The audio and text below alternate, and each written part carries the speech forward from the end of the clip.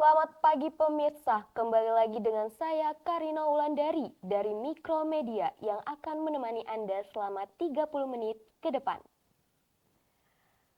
Berita pertama hadir dari parkir dan pungutan liar di kawasan Blok M, Jakarta Selatan masih marak terjadi. Meski tersedia area parkir resmi, sejumlah oknum masih memanfaatkan situasi untuk meraup keuntungan pribadi.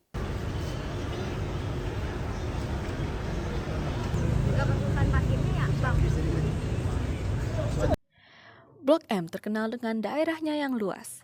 Tidak hanya meliputi dua mall yakni Blok M Plaza dan Blok M Square, daerah ini juga menaungi beberapa toko maupun ruko yang menarik banyak pengunjung. Oleh karena itu, kepadatan dari kedua mall tersebut menyebabkan banyak pengunjung yang akhirnya memutuskan untuk parkir di luar area resmi. Jika ada yang parkir, maka ada juru parkir, meskipun liar. Fenomena ini tidak terisolasi hanya di daerah Blok M, tetapi sering ditemukan di tempat-tempat perbelanjaan seperti minimarket, toko ataupun ruko, bahkan tempat wisata. Meskipun begitu, tidak semua masyarakat kontra terhadap adanya pungli.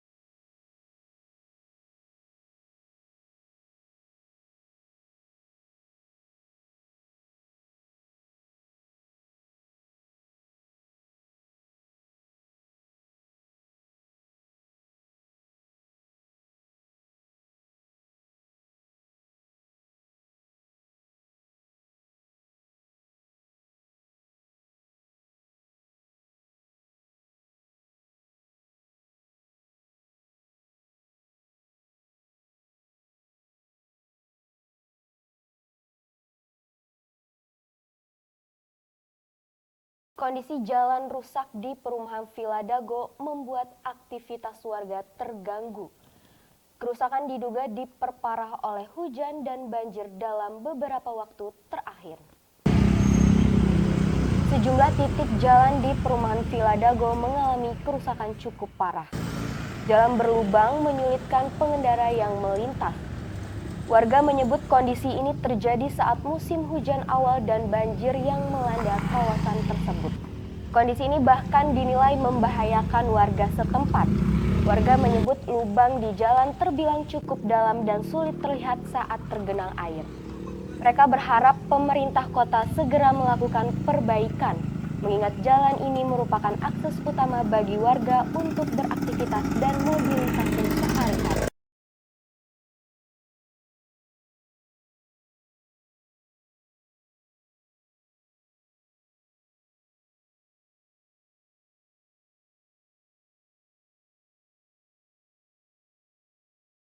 Jadi jalan ini udah rusak tuh sekiranya dari beberapa bulan lalu, dari awal-awal musim hujan yang cukup ekstrim ya hujannya ya. Itu bikin jalanan jadi rusak kayak gini sampai sekarang.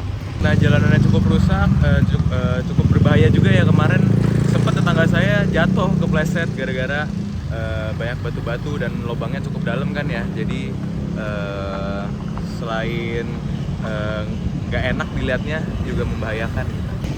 Menurut saya kebetulan karena jalan ini justru sudah menjadi jalan yang diambil alih oleh pemerintah wali kota, sudah bukan jalan developer komplek. Semoga pemerintah kota, wali kota juga bisa cepat membenahi lah, karena ini kan menjadi akses lalu lalang untuk dari kampung sebelah, tidak hanya dari warga-warga Villa Dago tersendiri gitu.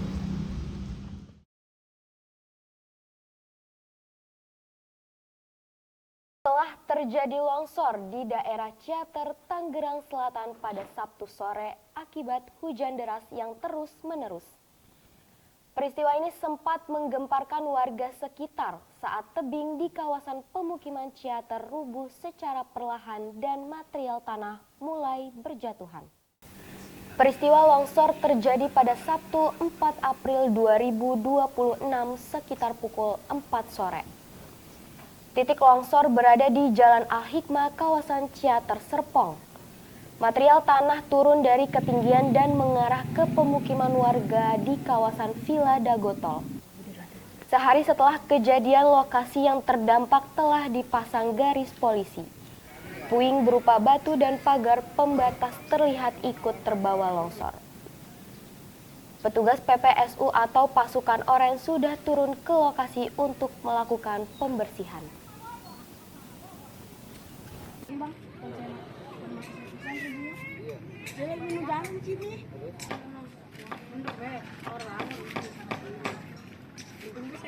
Proyek perbaikan jaringan pipa air bersih oleh Pamjaya tengah berlangsung di kawasan Bintaro, Tangerang Selatan.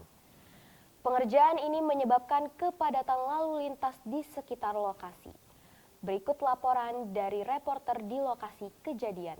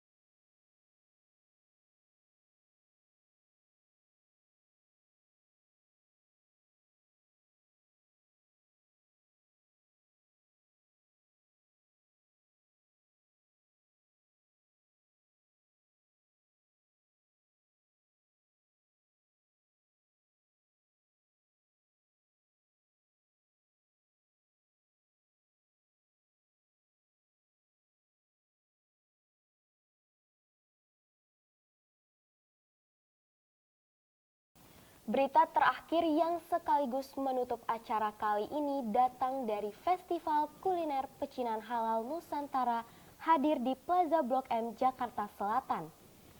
Beragam hidangan kuliner ditawarkan yang menarik minat pengunjung dari berbagai kalangan. Festival Kuliner Pecinan Halal Nusantara yang diselenggarakan di Blok M Plaza merupakan kolaborasi antara mall dan Gebiar Kuliner. Acara ini akan berlangsung kurang lebih 1 minggu dari tanggal 9 hingga 19 April tahun 2026. Acara ini diisi oleh 38 booth dari 34 brand kuliner. Masing-masing booth menghadirkan makanan dan minuman Nusantara halal. Pengunjung dapat menikmati berbagai macam cita rasa yang sebelumnya belum mereka temui di sehari-hari. Salah satu penjualnya, booth Pisang Anak Kaya, tersendiri membawakan inovasi gorengan yang menggunakan bahan-bahan buah seperti pisang, cempedak, dan buah lainnya.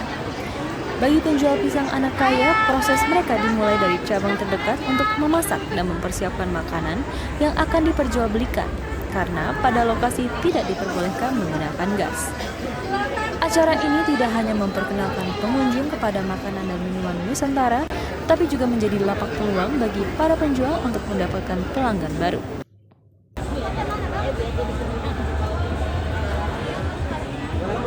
Baik Karina, sekarang saya sudah berada di dalam festival untuk melihat lebih lanjut lagi bagaimana suasana dan situasi bagi penjual dan juga bagi pengunjung. Sekarang saya sudah bersama salah satu narasumber kita, yaitu berasal dari Pisang Anak Kaya. Boleh perkenalkan diri? Halo, pisang anak kaya. Boleh. Namanya Cen-Cen. Ya. Oke, baik. Mungkin pertanyaan pertama terkait persiapan nih. Untuk dari booth ini, pisang anak kaya, persiapannya seperti apa sih untuk festival ini? Persiapan sih lumayan ya kalau dari sini, soalnya sini kan kita nggak bisa buat masak juga, nggak bisa pakai kompor gitu. Jadi persiapannya ya harus bolak-balik kalau goreng pisangnya kayak gitu. Jadi semua produk makanannya dipersiapkan di lokasi. Benar kayak gitu. Mungkin bisa dipersiapkan Pisang wijennya, cempedak gorengnya. produknya apa saja sih yang Oh iya, kalau kita produknya sih dari khas Pontianak punya ada pisang goreng serikaya, ada cempedak yang rekomen juga, sama wijen. Gitu wijen. Berarti memang ini kan tadi pisang anak kaya ini dibawa dari Pontianak ya. Berarti ini memang menu-menu yang populer di Pontianak. Bener. Memang populer di Pontianak, terus kita juga pasti bestsellernya yang di serikayanya itu. Ya, itu yang bestseller juga.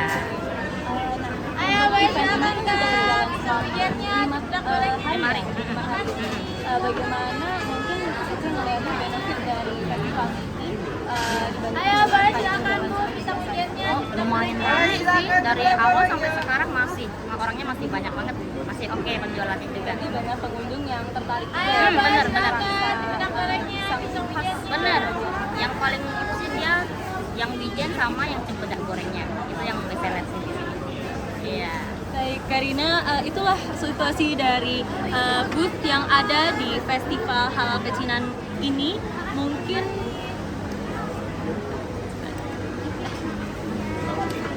sekarang saya sudah berada di lokasi dalam Festival Pecinan Halal yang dilaksanakan dalam Blok M Plaza. Di sini saya sudah bersama dua pengunjung yang akan menceritakan bagaimana rasanya dari festivalnya dan juga apa saja yang telah mereka temukan. Boleh perkenalkan diri dulu. Masya, dari kakak sendiri, ini kan eventnya sudah berjalan dari tanggal 9 sampai 19 ya nanti. Ini apakah pertama kali kakak hadir ke acara ini atau sudah berkali-kali? Aku baru pertama kali. Berarti sangat baru ya pengalamannya untuk datang ke Blok M Plaza ini mencari makanan. Kemudian dari event ini, kakak memang sudah tahu eventnya atau baru lewat aja dan kebetulan mampir ke acara ini? Baru lewat, sebelumnya kan memang sempat lihat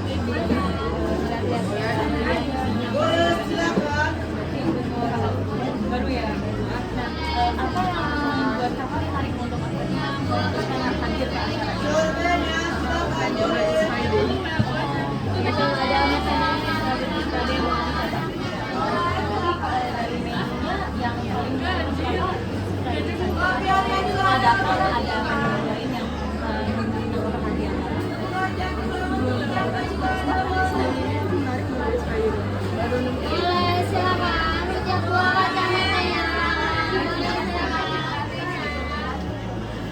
Rolling and action. Baik Karina, itu adalah keseruan dan juga banyak pengalaman yang bisa saya bawakan mengenai acara Festival Pecinan Halal Viral yang dibawakan oleh Blok M Plaza dan juga Gebiar Kuliner. Masih banyak waktu, tersisa kurang lebih 6 hari dalam festival ini, jadi masih banyak kesempatan untuk menghadiri dan juga mencoba berbagai macam menu Nusantara. Kamera rolling and action. Baik Karina, sekarang saya sudah berada di lokasi dari Festival Pecinan Halal Viral yang diselenggarakan oleh Gebiar Kuliner dan juga Blok M Plaza. Acara ini akan berlangsung kurang lebih 1 minggu dengan jangka waktu dari 9 sampai dengan 19 April dengan menghadirkan banyak sekali makanan dari berbagai macam daerah Nusantara. Acara ini menghadirkan banyak pengunjung dari berbagai usia meskipun sudah masuk kepada jam-jam produktif atau jam 1 sampai jam 2 siang. Di sini banyak pengunjung bisa mencari menu-menu terbaru yang mungkin bisa membuka pandangan dan juga wawasan mereka. Demikian rangkaian informasi yang telah kami hadirkan untuk Anda pagi ini. Saya Karina Wandari beserta seluruh tim yang bertugas mengucapkan terima kasih atas perhatian Anda. Tetap ikuti informasi menarik dan terpercaya hanya di Mikromedia. Sampai jumpa dan selamat melakukan aktivitas.